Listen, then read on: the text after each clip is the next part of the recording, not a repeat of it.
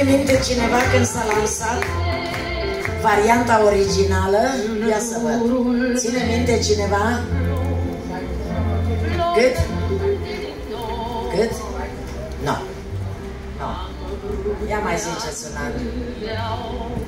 71, vă aduc eu aminte. Sunt aproape 52 de ani. Asta era vocea unei fete de 21 de ani.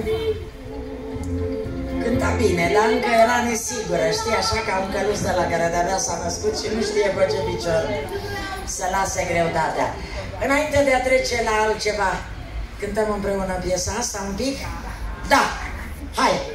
El este Ciprian, este colegul nostru de la Radio Cluj, care mă ajută. Ia să vedem, așa, fără mare voce, da? E ora 2, e frig, e frumos afară, plouă, e semn de belșug, nu trebuie să dăm dovadă de foarte multă voce. Importantă e dorința, da? Opriți timpul, clipa asta minunată. Mai tare. În suflet vreau să o păstrez, să iubesc și să visez. Și acum voi, puțin mai tare, vă rog. În suflet vreau să o păstrez, să visez și să visez. Trec ani în șir grăbiți, nici nu vezi goana lor.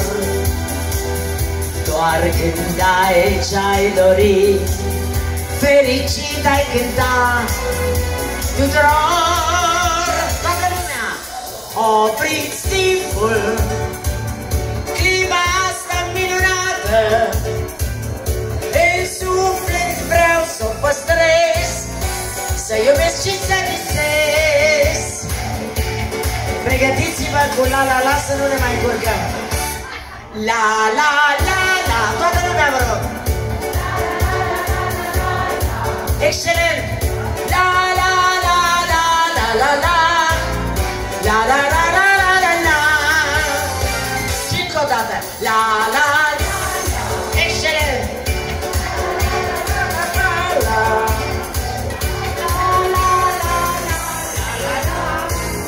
La la la la la la la. Trec ani în șir grăbiți. Mulțumesc, doamna doctor, că ați venit. O scumpă și v-a pupat cineva portocaliu pe față. Exact, mulțumesc frumos. Să încercăm să oprim ultima oară timpul, da? Opriți timpul, clima asta minunată. În suflet vreau să o păstrez, să iubesc și să visez.